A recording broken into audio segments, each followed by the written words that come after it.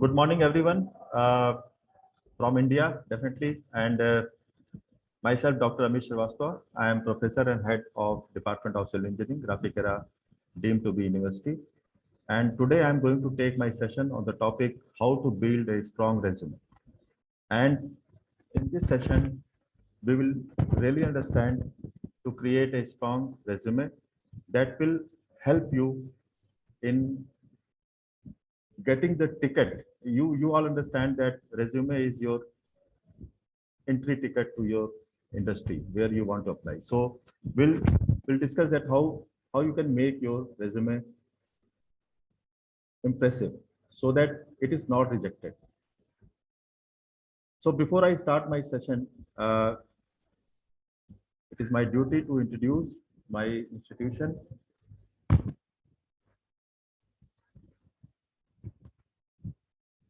I'll talk about Graphic Era University. It was established in the year 1996 as Graphic Era Institute, and it was accorded the status of deemed university under Section 3 of UGC Act 1956, dated 14th August 2008, and it was approved by Ministry of Human Resource Development, Government of India, which is now known as Ministry of Education. In 2015, Graphic Era University was accredited by NAC with grade A. Graphic Era deemed to be university has been conferred All India NIRF ranking 75 in the engineering category, and thus being accorded as the highest ranked engineering university in Uttarakhand after IIT Roorkee. And also, GEU stands proud as the only university in Uttarakhand recognized as one among the top 100 universities of the country, as an award of learning and excellence, surpassing all parameters of assessment like teaching, learning, research, graduation outcome, outreach, industrial presence, and more for Indian institutions of higher education. About the Department of Civil Engineering, the department was established in the year 2007 and has grown over the years into one of the finest center of training in the field of civil engineering. The department offers 4-year undergraduate program, BTech Civil Engineering, and 2 years master program in structural engineering and geoinformatics. Also, we offer PhD, both full-time and part-time in civil engineering. The laboratories are equipped with excellent and advanced equipment and provide all required facilities for advanced research in specific fields of civil engineering like earthquake engineering, water resource engineering, wind engineering, and so on. About me, this is my academic profile. I have published so far 49 Scopus index documents with citation 844 as per Scopus database, and in Google Scholar, I have total 1,263 citations with H index 18 and I10 index 29. With this brief profile, let me start my session on the topic how to build a strong resume. Now, first of all, before we proceed, we all understand that we all have our career goals, especially for the students who have joined this session. You have to fix your career goals today itself. Like there are 6 well-defined career options or career goals that are available for you. Either you can get into the corporate job or government job, higher studies, research, entrepreneurship, study abroad, like that. These are 6 well-defined career pathways or career goals that are available for you. And in time to come, you are going to be participate in one of the career goals that is shown on the screen. And we all understand. I'll be sharing the self-development roadmap where you can see your academics or your CGPA is one of the most important. Everything revolves around your CGPA. So try to maintain a good CGPA during your studies. Okay, reasonably good. And then apart from that, you should also be ensuring that You develop your personality in other traits, other personality traits, like your presence on the web, like you should have your own blogs, your profile on LinkedIn should be very strong. Then you should also work on your general awareness, read magazines of your field,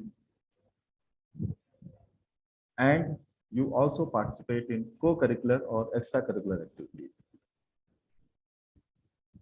as well as your certifications, so that you can work on your skill enhancement. Okay, so when you write your resume, it's not only your CGPA. Like, you can write your educational qualification, your degrees, but then apart from that, you can enrich your resume when you participate in other activities. So we will discuss one by one what are those activities and how you can participate in them. Now, when it comes to participation in sports, cultural, or extracurricular activities, people normally ask that what kind of personality developments takes place. So this particular slide actually explains that how your personality gets improved when you participate in activities like art, music, drama, or environmental education or sports. Now, suppose you think that you want to improve your motor skills or problem solving skills or your self expressions. So you should definitely participate in activities that are related to art. Okay. Similarly, when you participate in the music, you improve coordination, you improve your concentration, you develop patience, you improve your self confidence, and it also helps in relaxation of the mind and body. So definitely everyone should participate in music. Like, you should develop interest in music. Okay, kindly mute yourself. Now coming to drama, that improves your language skills, teaches empathy, develop a moral sense, improves long-term memory, and also develop public speaking abilities.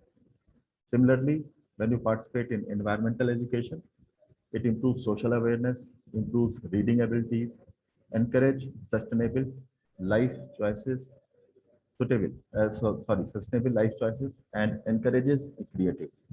Similarly, when you participate in sports, it teaches you coordination, improve overall health, improves your reflexes, and builds strength and teaches teamwork.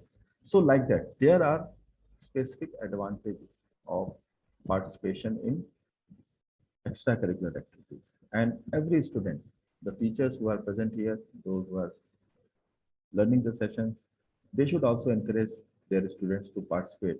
They should not put too much pressure on marks or CGPA, like you should have 9.5 or 9.8 CGPA. Even reasonably, if you have 8 or 8.5, in it is also okay. But then apart from that, you should also participate in other activities. Now, let us understand the difference between a resume and curriculum vitae. There is a clear-cut difference between the two. Resume is basically a showcase of competence, work history, or accomplishment, and it is customized. Okay, and it normally it's very concise way of giving information, like 1 page or 2 page, not more than that. Okay, but when it comes to curriculum vitae, it showcases the credentials, certifications, research, affiliations, and used for academic, scientific, or medical jobs, especially. And it can be of several pages long, maybe 10 pages, 12 pages, depending upon your content over the years that you have developed. So we have to understand the importance of resume. As I mentioned, resume is considered as entry ticket to your employment, admission, scholarship, or any other professional role that you are applying for. So that is the entry ticket. Before you appear for the interview, your resume appears. And if that is rejected, you will not have the opportunity to appear for the interview. So that is very important. It is it's considered as entry ticket. Okay. So whatever is mentioned on the resume should be clear and should be credential, and it should not be questioned. The the content given in the resume should not be questioned. And normally any resume is screened in few seconds. Few seconds means only 8 seconds, 8 to 10 seconds, I can say. Within 8 seconds or 8 to 10 seconds, a resume is screened and it leaves an impact on employer. So within fraction of second, within few seconds, if your resume is not able to make impact, you will lose the opportunity to get the ticket to enter into the interview room, or in front of the board. Now I will be explaining the step by step. I'll be giving you the step by step guidance to build the resume. Okay. Now, before that, you have to do some kind of preparatory work, some homework that you do, so that the process of making your resume is quick and convenient. So what you have to do, you have to first collect all the educational qualifications, all details, experience certificates, everything you should collect. Whatever you want to put in your resume, it should be first collected. Then you list down everything and have documentary evidence of those things. Whatever you want to add, you should have documentary evidence of everything. Whether it is internship, projects, part-time job, or sports, or training, or skills, any interest that you have, or extracurricular activities in which you have participated, you should have documentary evidence of each and everything that you want to put in your resume. Every point on the resume should be very specific and should be supported by either number or tangible or factual information. No fake information. Nothing should be given based on assumptions. And it is always good to use action verb that catch immediate attention. So a separate list will be provided to you, what kind of action verb you can use, but those action verbs actually gives you immediate attention. Then write things in the bullet point rather than doing paraphrasing. People are not interested to read paragraphs.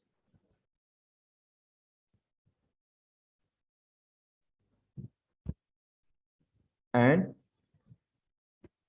always mention accomplishment rather than responsibility.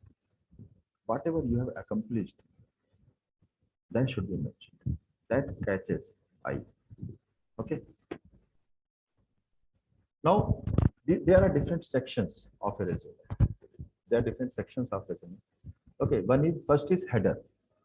In the header, your photo, your name, your contact details, your phone number, your email ID, that comes. Okay, and normally your name should be in a larger font. Okay, so from employer's point of view, the expectations are, because they want your identity and your contact details. That is the first thing that you want to, as an employer. If I am recruiting a person, I will be interested to know the identity and contact detail of the person first. your name, your email ID, mobile number, contact details, your photo if it is there. Okay. The first thing that I would like to know about you, your identity, your contact details, and avoid writing resume at the top. Okay. And also avoid overcrowding the content or even providing the personal details, because I may not be interested in your personal details at once. Maybe at the end, I can see your personal details. But then in the beginning, I will be more interested in your name, your contact details, your email IDs, your photograph if it is there. Okay. But then your photograph should be a professional photograph.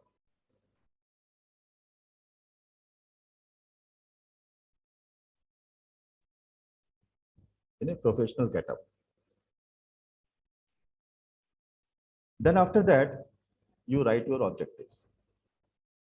Now, normally objectives are written in 2 to 3 lines, where you explain the expectations of means your expectations that matches with the requirements of the company to get a particular position in a given industry. From employer point of view, employer will be looking for what you can deliver. So don't write jingles or overcommitments, or even don't write things that has no meaning. Even after reading 2 3 lines, nothing comes out. Okay, so employers are very particular. They're very specific, because now you know that for any opening there are thousands of resumes submitted. Now, do you think that those resumes are first scanned manually? No. There are softwares, there are platforms available. Like one such example is JobScan. So jobscan.com, where uh, on one side you paste the JDs of the opening, and on the right hand side you paste the resume of the candidate, and it match. The software helps the recruiter to match the keywords, and if sufficient number of keywords are matched, then that resume is automatically selected. So machine is doing the job first, and after thousands of the resumes, is if suppose 15 20 resumes are selected, then out of those 15 20 resumes only that is manually taken care by the employer. So if there you are able to make the impression, right impression, then you will finally be given the opportunity to appear for the interview. So try to understand the process. Okay. So that's why I mentioned that your resume should be, or it can be customized based on the need of the employer. I'll explain the meaning of customization. Okay. Now, this is a good example of writing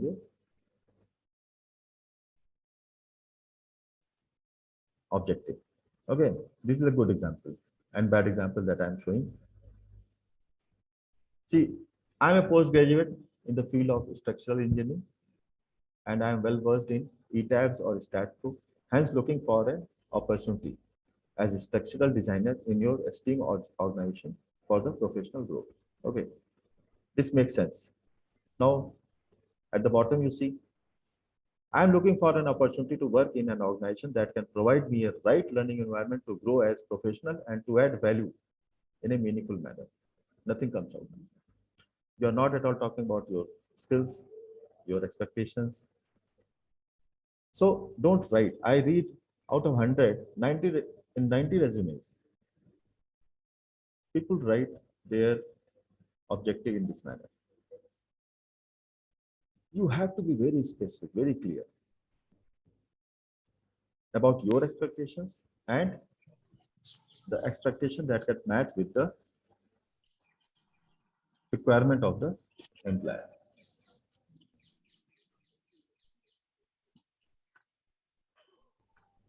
Can I request someone to mute, because somebody is unmuted. You have to mute yourself.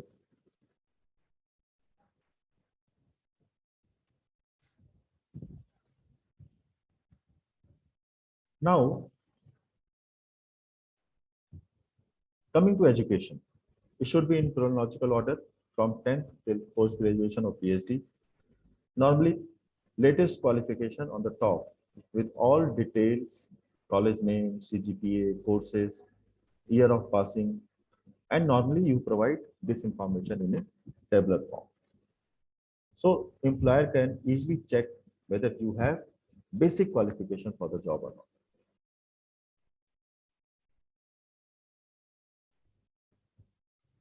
Then you can put your practical experience or your internship.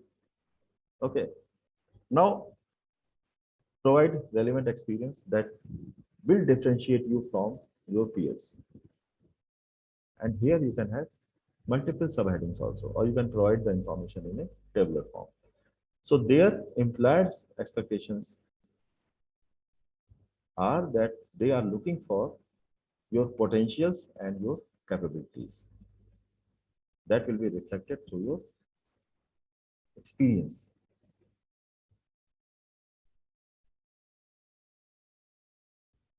Coming to skills, after that, skills should come. Your personality traits, your occupational skills. So employers are looking for your technical skills, professional skills, communication skills, negotiations, or interpersonal skills. So whatever you have done, if you have done some kind of certification or some kind of training or any technical skills in the area of technical skills, if you have done some workshop, mention those things, highlight those things. And for that, you have to participate so that your resume is grown in time to come. Now, after that, me on web, you should have a very strong LinkedIn profile. I don't know how many of you are aware of this social selling index. Are you aware of this term, social selling index? How many of you are how many of you are having LinkedIn profile? I think nowadays everybody has LinkedIn profile. Yes, sir. Yeah. So have you heard this term, social selling index?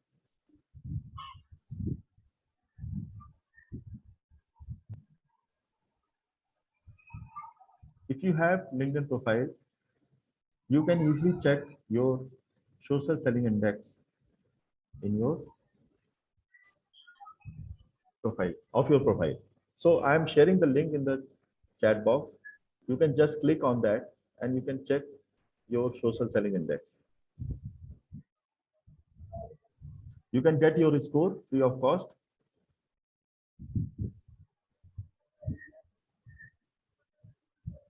And this social selling index is calculated based on 4 components. Okay. The first component is establish your professional brand. Okay. How good your professional brand is as an individual, your professional brand out of 25. Then finding the right people. It's not like just start connecting with the people, start sending connect, uh, and then gather the bunch of people who have no connections at all. Like they are not at all related to your organization. They are not at all related to your profession. They are not at all related to your educational background. So you have to find the right people. So out of 25, you have to get the right people. Then engage with insights. Okay, how much you have engaged yourself. Okay, and then building relationship. So this way you can the platform helps you in calculating the social selling index, and out of 100, if it is more than 60 or 70, that means that your profile is strong enough. And then you will not believe that in time to come, all job offers are going to come through LinkedIn.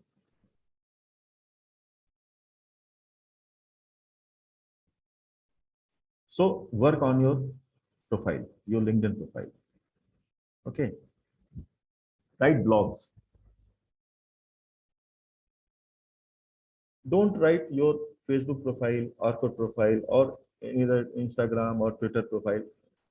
Employers are not interested in those profiles. Okay. Those social media profiles, they are not interested. LinkedIn is actually considered as professional profile platform. So their peoples are connected to each other in a professional terms, not in a personal term. Okay. Now, when it comes to employer, normally they are not much into this section. They are not much interested, but then still, if it is there, they will, it will add value. Okay, it will add value. Okay. Now, after that, you put your interest, but that interest should be in professional terms. Means you want to explain that how meaningful your life is. And your personal interest from employer's point of view, your personal interest will help how it is going to help in the growth of the organization. Employer is looking in that perspective. Suppose you, as an academician, you want to apply for a faculty position in an educational institution. So if I say my personal interest is sleeping, or my personal interest is traveling, or moving around the world, it is not going to help. Employer will think that this faculty member, if he joins or he or she joins, he will be always away from the institution.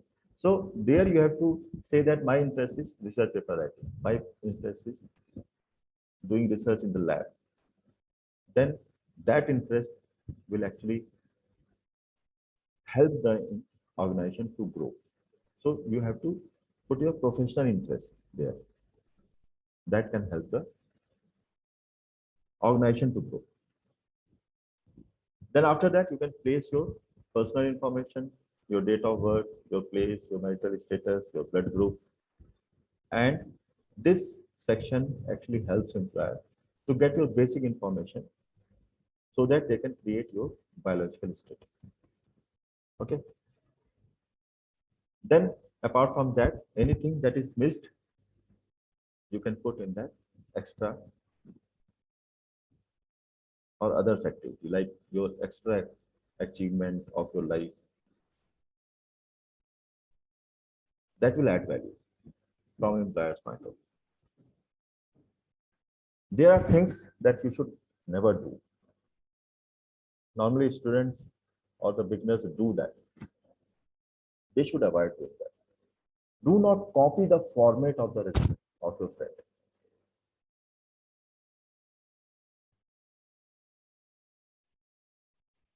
I have seen many students, they come with the same format, okay, because they just copy each other.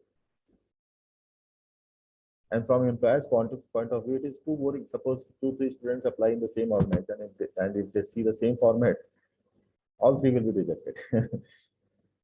Okay, because you have to develop creativity.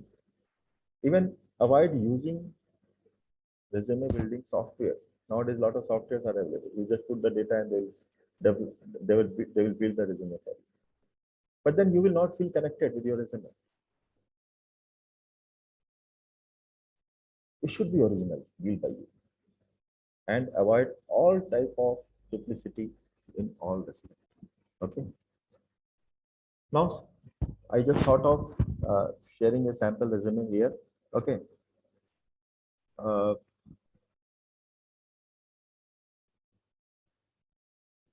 so I just thought of sharing my resume because people appreciate that over a period of time, my resume, because if I'm taking this session, at least I should be able to show that my resume is up to the mark. Okay, so let me start sharing my screen. New share.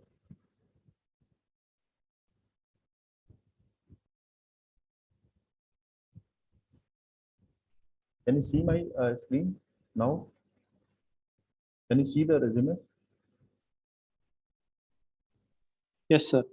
Okay, so here you can see, based on the discussion that I had, I have created my own resume like that. I have placed my name here, my photograph, and then after that, my objective, which is very clear because I'm into academics and I look for academics or administrative position. Then my educational qualification, and on the left hand side, you see the brief of everything which is there on the right hand side. Okay, so my contact details, my uh, organization, I have to update it now. Then email ID, uh, then my soft skills, my presence on the web, my LinkedIn profile, my academic profile, where number of publications. See, here it is, just numbers are given. Number of publications, how many are in Scopus Index, how many projects I have contributed. Okay, then awards, recognition, PhD guidance. So these things comes in resume as a number. Okay, but then when it comes to curriculum vitae, okay, there I am going to give the details of each and everything. All 45 documents details will be given in the CV. Okay, all details of awards recognition will be given in the resume. PhD guidance will be given in the resume, sorry, CV, like that. Then my ranks, my scholarship on the left hand side, very brief. And on the right hand side, this is my experience section. After qualification, experience, then skill sets that I have.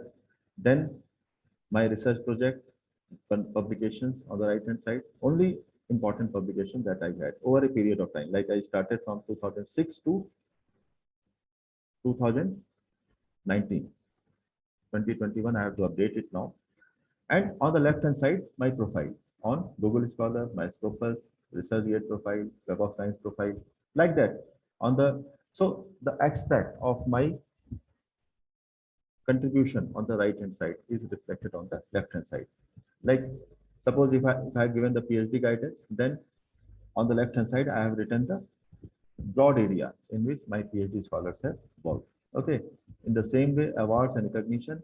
Then from where the organization name is written on the left hand side, and right hand side I have given the details of the awards or recognition that I have received. Then visits, national, international visits, and outcome of those visits are mentioned on the left hand side. Then workshop and seminars that I attended because of the professional societies membership that I have, so that I have mentioned on the left hand side. In the same way, I'm also the reviewer of many journals. Then you can also give the references over there. So like that, you can build your resume. So it catches the attention. So hope I could justify showing my resume to you so that it helps you in building your resume. Okay. And coming back to my presentation, can you see my presentation now? So you have to do the self-assessment of your resume that you have created. And for that, you have to use rubrics. I'll share one rubric that will help you in assessing your resume that you have created. So this is the resume rubric. Now you can see under different category. Okay, you can provide marks. Overall appearance, format, style, and the goal is the resume is neat and easy to be conveys a good first impression. Okay, this is the first section. And here you can see if you fulfill all these requirements, then you give 4 out of 4. Okay, if you miss something here, then 3. If you come into the category of needs improvement, then give 2. And if it is unacceptable, give 1. Please try to understand. Like suppose it is 1 page and font style and type size are consistent. Okay, spacing is appropriate and consistent. Margins are acceptable. Information is aligned on the page. Appears attractive and professional. Has structure, clarity, and visuality. If you fulfill all these requirements, then you give 4. But if it runs into second page or fails to fill one page, font style and type sizes are consistent, but spacing is appropriate and consistent, contains uneven white space, okay, contains one error or inconsistency, or has some structure, clarity, visual appeal. Okay, then you give 3 marks out of 4. If it comes into needs improvement, when it will come into needs improvement category, when it runs into second page or fails to fulfill the one page, contains uneven white space, inconsistent use of bold, italic, bullet points, font, type size, spacing, margins are less than half inch or more than 1 inch, lacks structure, clarity, or visual appeal, then it will come into the category of need improvement. And if it is unacceptable, means it is running into multiple pages, very unattractive, sloppy, or unprofessional, too much or too little white space, margin are less than half inch or more than 1 inch, completely lacking in structure, clarity, and visual appeal, and hard to read, then it is unacceptable. So finally, your objective is to come into the category from right to left. Is it not? You should come from right to left category. In the same way, you can check on grammar, spelling, punctuation, and vocab. So the goal is the resume is polished, clear, and error-free. And here is the check. Okay, if it is error-free, you are into the excellent category. If it contains error, capitalization, spelling, punctuation, no typo, then appropriate use of grammar, concise. So if everything is there, then it is unacceptable. In the same way, you can check your contact information or header detail. The objective or the goal is that the reviewer of the resume can easily reach you. And here also, you can check your contact information or header category, whether it is excellent or whether it is average or it needs improvement or it is unacceptable. Like that, these descriptions are given. I will share this presentation as well as this rubrics in the chat box. Okay, and you can check your resume after building. Similarly, content, structure, and order. You can check. The goal is that it is separated into relevant and readable sections. Okay, here also you can check your resume whether it is in excellent category or in unacceptable category. And finally, you have to shift from right to left. Similarly, education section, you can check in education section, the goal is to convey relevant academic qualification and training. Okay. There also you can check with the description which is given in the tabular form, whether it is acceptable or it is not acceptable. Similarly, experience section, you can check whether it is acceptable or not acceptable. The goal is that resume conveys relevant skills and past work and volunteer experience. Then additional sections, activities, achievements, honors, or interest. This also you can check. Here the goal is that resume conveys the relevant and interesting information that does not appear elsewhere on the resume. Okay, so this also you can check. Like that, this rubric is very much helpful in improving the resume. Do you all agree or not? Just write in the chat box whether you agree with these rubrics or not. Yes, definitely I'll share this Word file or PDF file. So this yes, you can ask the question in the chat box. I'll take care at the end of the session. But this kind of rubrics actually help in building, and it is self-assessment. Like you don't have to run here and there, you don't have to go here and there to cross-check and verify. You just self-assess whatever you have created. Yes, should we put project cost in resume? That we will understand what we mean by project cost. Okay. Yes, definitely. If it helps you, you can put, provided you have this permission, okay, to release those information from the organization.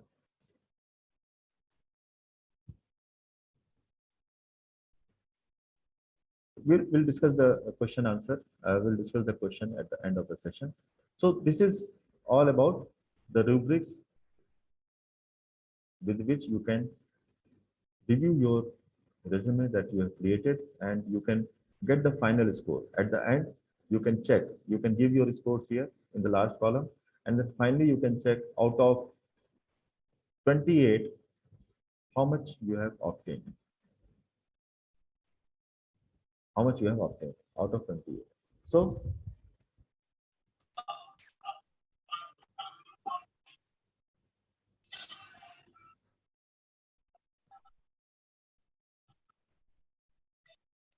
I will request the concerned person to mute so that the disturbance is less. Okay, so let me come back to my presentation. Okay, so I was talking about the action verb. Now under different section, like when you are talking about communication or people skills, okay, under skill category, you can use this action verb, okay, in your resume. Similarly, uh, creative skills or data or financial skills, you can use these kind of action verbs in your resume. Similarly, helping skills, management or leadership skills, you can use action verbs listed in the screen. And then organization skill, management or leadership skills, you can use these kind of action verbs mentioned in the screen. Similarly, by skill category, can you just mute yourself? Let me check.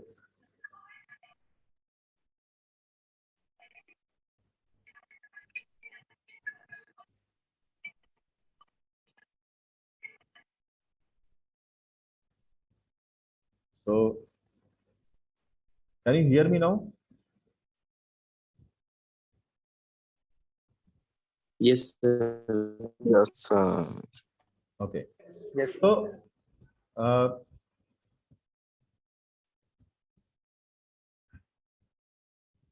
these are the action verbs that you can use. Okay. In the same way, in teaching skills, in technical skills, you can use these action verbs mentioned in the list. Then top skills. Employers are normally looking for. You should be, you should develop your communication skills, your research skills, flexibility, time management, willingness to learn, taking initiatives, then leadership management skills. So for that, you have to do the trainings, workshops, or extra courses, certification courses to develop those skills. You know that human mind has to be trained, and to get right kind of training, you should participate in right kind of activities. And as I mentioned in the beginning, participate in sports, cultural, art, music, drama, so that these kind of skills are developed in you. As a student, I will suggest to all the students, handling pressure, that is very important, team player, problem solving, flexibility, adaptability, don't be rigid in your approach, dedication, hardworking, responsible, loyal, positive attitude, confidence, self-confidence, self-motivation, self-supervising. So there are list of skills, and if you have these set of skills, employer will be interested in you. These are the soft skills that employers normally look for. So with that, I wish you all the best and good luck in all your future endeavors.